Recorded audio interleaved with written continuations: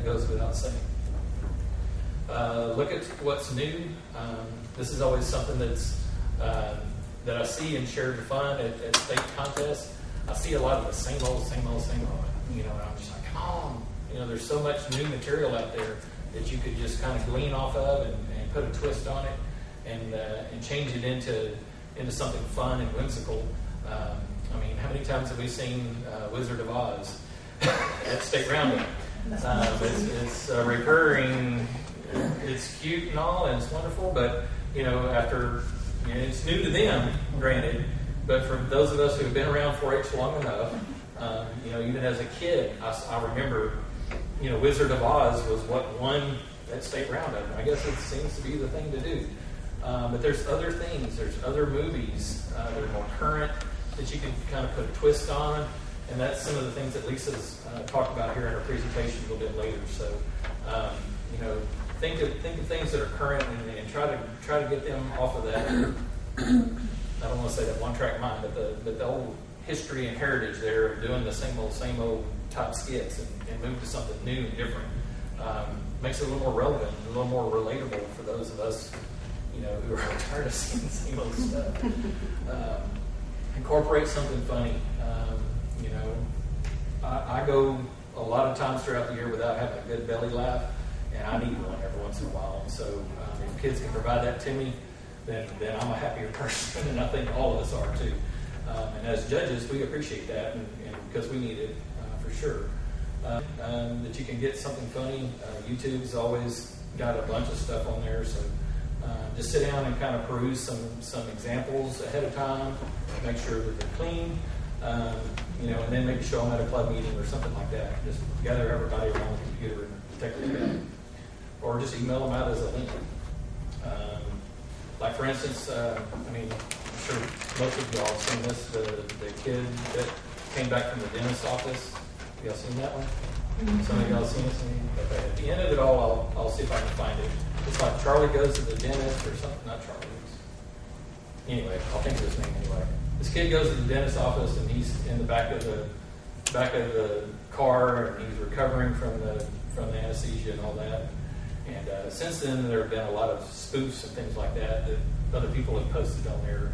That they changed it from a kid to Darth Vader, so people are playing off of each other. So that's how you can take an original idea like Wizard of Oz and change it into something that's related to 4-H and kind of fun and whimsical. It's just like people have done here. They took an actual video of a kid that's babbling and wondering if this is real life and all this, and changed it to Darth Vader and made some kind of spoof out of it. So little things like that you put twists on. Skits, you can find skits around. If you can go visit with a high school teacher, drama teacher, they should be able to hopefully provide you with some skits and ideas there.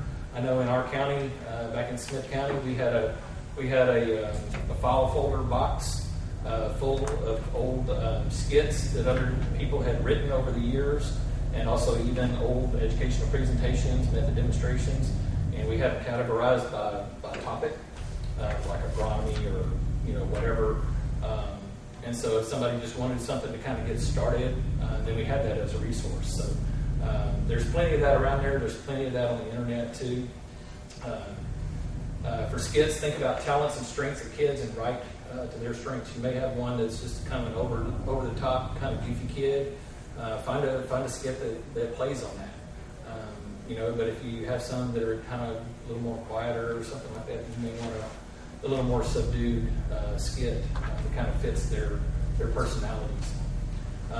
This is the same as what it would be for educational presentations. You want a strong opening and a strong ending, and you want the middle to kind of tie it all together. You've got a real short window of time to make it happen. But if you have something that'll get the audience's attention to begin with, and then something that'll wrap it up and help them feel good about themselves afterwards, then and then in the middle, like I said, just kind of tie it all together. Unique is always good. She comes up with a new skit or routine each year. Like I said, you don't want to do the same old stuff. I have no idea what kind of activity she wants to do here, but evidently y'all were going to spell out power, so I guess we did it. So we're going to move on. Storylines. Just a few ideas that she's used over the years.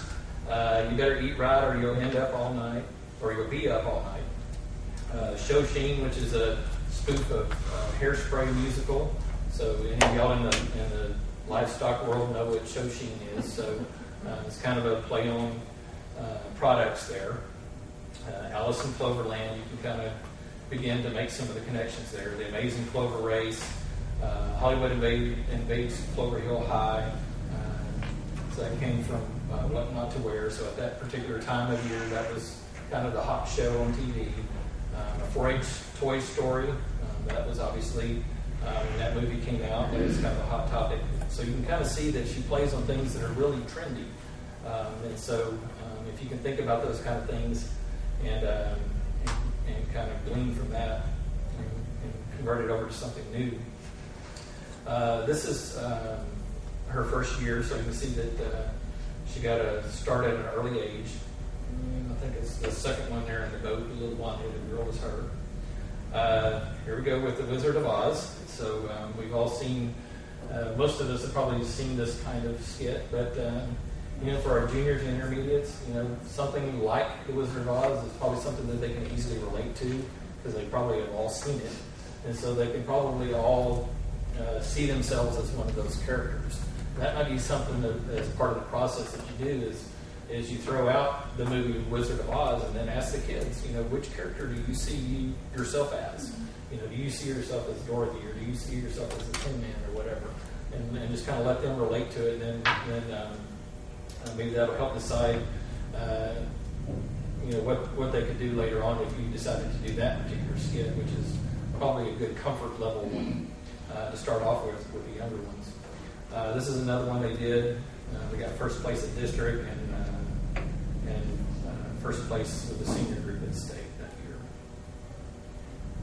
These are just a few other pictures. But you can see they do go all out with their, not only with their makeup but also costumes. So they try to do it all. It's not just the kids just getting up there in their duds and their normal attire. They really try to get the kids into character, and you've also got kids that are working behind the scenes too, helping out to support the process too. So I believe this is the one of the group that we just saw the picture of. Let's see if we can get it to play. I totally agree. When I was in college, I know so many memories. It's hard to lose over. Well, here's what do you think? I had lots of hard people. Edit, college, and donate. Okay.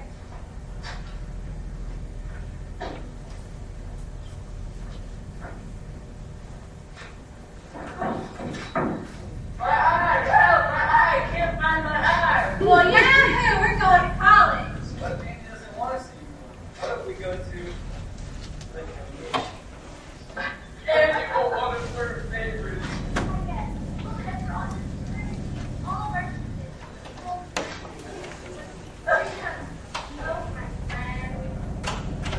Well, howdy, partner. There's a snake in my room. But anyway, you can kind of see that they're doing a play on Toy Story, and they always try to relate in how it connects to a 4-H project or a 4-H experience or whatnot. Just some more additional pictures here.